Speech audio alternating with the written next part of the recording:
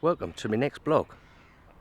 Now, a lot of you have asked me in the comments and out on my Facebook and private messaged me about the rigs I use. So I thought instead of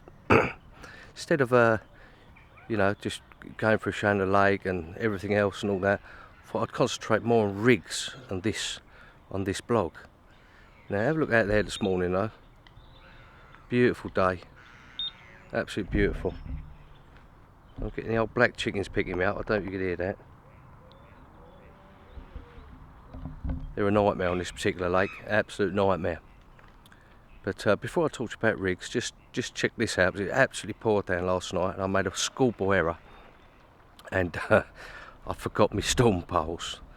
So check these bad boys out, a little bit of improvisation. Check these bad boys out. Look at those. Mossy oak storm poles.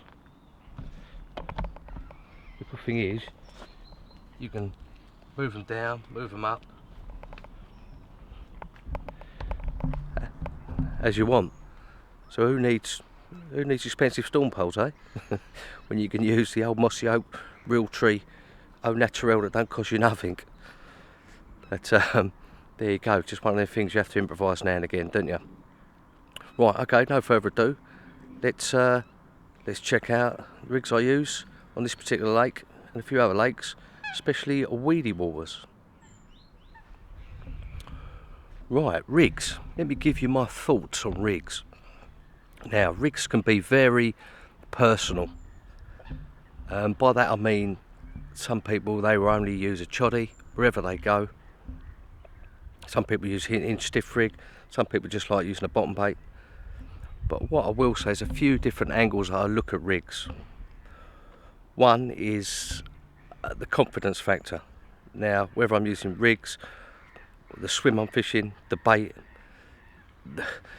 the lake I'm fishing, the rods I'm using, the brolly system, the area I'm baiting, if I'm baiting up. If I'm confident in what I'm doing, that's half the battle. That catches me fish, just being confident in what I'm doing. So if you're confident in the rig you're using, you've caught fish and it's working for you, then why change? That confidence is 99% of why I personally catch. So someone once, another way of looking at it also is one I've looked at it a long time ago, a very more accomplished angler than myself, and someone who's caught many more fish than I will ever catch. I said to him, what's your greatest edge? What's your rig, bait, what is it? And he said to me, whenever I go to a lake, I always watch what everyone else is doing and I do the opposite. Now that's quite a statement to make, isn't it? Because if a certain rig or bait's catching, a lot of people, they're going to get on it. If it's a bottom bait catching, or if a pop-up rig's catching, or a certain bait from a certain company's catching, you're liable to get on it because it's working, isn't it? But he said, why? After a while, it may be that rig or that bait combination or that particular swim is producing. But he said, I watch what everyone else does because sooner or later the fish wise up to those rigs and those baits and that particular swim of getting caught, and they become very wary. It's like look at it. If you're sitting indoors and you get out over the head by an hammer every time you go to pick up an apple pie or something, you're going to stop picking up that apple pie and look elsewhere for food, aren't you? It's the same with fish. It's a lot of people just get that one-track mind because everyone else is catching and they've caught a couple of fish, that they've got to keep using that rig or that bait or getting that particular swim. Whereas I tend to look at it, after speaking to that guy many years ago, is I sort of do my own thing, which gives me confidence, and it's much more achievable when I catch one. So, rigs. How do I decide what rig to use? Well, this particular water, which is weedy, or another water I fish where there's no weed in it at all, I will use the rig which suits the spot that I'm fishing. So for instance, if I'm fishing a clean area, no weed, I'll probably go with a bottom bait.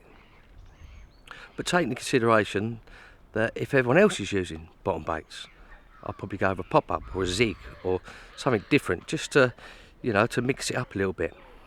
With this particular lake, this one here, I'm using pop-ups at the moment. And how I find my spots that gives me confidence to fish those rigs, or that particular rig on the spot, is I have a little cast out with a light lead until I feel a drop. Now that may take me a couple of hours to do that, but once I clip up and I measure out, but I know that that particular spot gives me the confidence to fish. So then I'll stick a rig on, an old rig with a hook on it, any old hook, doesn't really matter.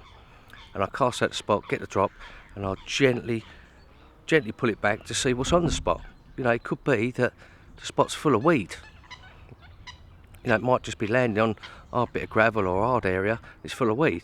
Pull it back 2 or 3 times, and if it's clean, bang, clips up, measure it out with the sticks, that's the spot for that rod. And I do that for all 3 rods, and I mark it down in a book as well. So if I come into the swim another time, I can wrap it up and I can bang it out there and just drag it through once. Or even if the fish are out there showing, I'll just bang single hook baits out there, you know, to give me a chance of getting that quick bite and not disturb the swim. You know, a lot of fish in these lakes, they, once a few leads and spoms and all that go out, they're off, mate, because they associate that with danger. So the particular rig I'm using on this particular lake is called a multi-rig, or a Johnny Mac rig. I've caught many fish over the years on that rig, and I've been using it for about 10 or so years now, when actually Johnny Mac showed it to me when we was fishing over the manor. And it's a really good rig because the hooking potential is great. Use a chod hook. Now I like to use big hooks. I like to use a size 4 chod hook for that. There's many different companies that produce really good hooks. There's some that produce terrible chod hooks. But the main point I want is that relative to where I'm fishing, so if it's a weedy lake, I want it strong. I want it quite a thick gauge. But the most important thing, it's got to be sharp. Now, whether I sharpen that up to hone it to exactly what I want, or whether I use it straight out of the packet, depends on the hook when I get it out of the packet. I'm all for sharpening hooks, but I'm all for using hooks if they're sharp enough in the first place. So, I mean, that'd be a personal choice as well for you guys. Whatever you have confidence in, like I said, confidence, you've got confidence in a certain pattern, a certain hook, use it. Don't be swayed by what I say or what the magazines say or anything like that. If you're happy with that hook, you're catching fish and your confidence in it, use it, you know. Because it's all about confidence. That's what it's about. It's about the karma. It's all about the confidence in doing what you're doing and catching fish. Even when you're not catching fish, you're still having the confidence of what you're using and what you're doing. Hook links. Now, for this particular rig, I like to use a semi-stiff hook link. Now, I don't think you can beat the jelly wire from PB products. I mean, it is the original hook link. I've used lots of different hook links, some really good as well, some not as good that have snapped and things like that, but I always keep coming back to the jelly wire. Brilliant hook link. You know, again, you'll have your personal preferences. It might be another company's hook link that you use and you have confidence in, so use that with it. Hook baits. Now, I like to use,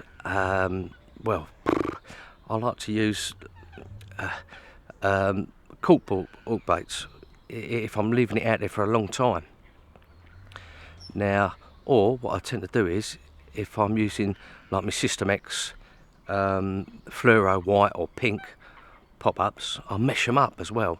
I'll mesh them up because, again, you've got to look at it relative. The rig might be good, but you know, there's loads of bird life here. There's absolutely loads of them out there picking up milk bait, and if I've got a soft bait on or just a pierced pop-up, they're going to pull it off. You know, they're going to pull it off. So I mesh them up, and I like to tie them on as well. You can use, I like to tie them on if they're not cork balls with floss. But if they are cork balls, then I use one of the little screw rings adapters. I think Rigmarole do and PB Products do them. There's a few different ones, but that actually screws into the cork, so they're never going to come off. I use, rather than using tungsten and things like that on the actual to counterbalance, I found normally a BB shot or number one shot, depending on the size of the pop-up, sinks it nice and slowly. I make sure that's on fully as well. And also something else I use, and I use it with all my rigs, is I use a little bit of foam. When I'm casting out, got my spot and everything else, I use a tiny little bit of foam, and that's two things. That protects the hook, and also it flutters down the hook bait onto the spot I'm fishing. So I know there's no crap on it, no weed on it, nothing like that. And also it protects the hook as well, the hook point, when you're casting out repeatedly. Sometimes I always check my hook points after every cast, even with the foam on. But sometimes you'll forget and you think, oh, is that?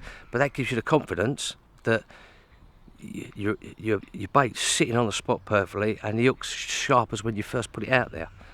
So there's my thoughts on just one rig, which is the multi-rig.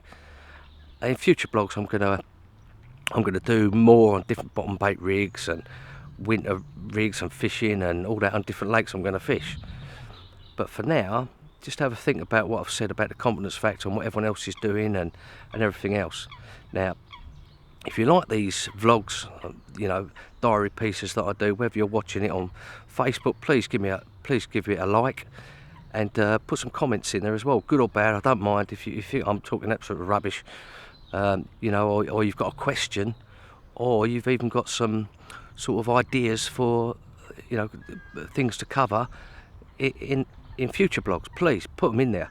If you're watching this on YouTube, then please press the thumbs up, subscribe to my channel, because what will happen then is that you'll get all these vlogs about rigs and my fishing and all different types of things that will go straight to your inbox if you subscribe, so you won't have to look for it, you won't have to try and find it. So thanks for watching again, and I look forward to seeing you for my next vlog.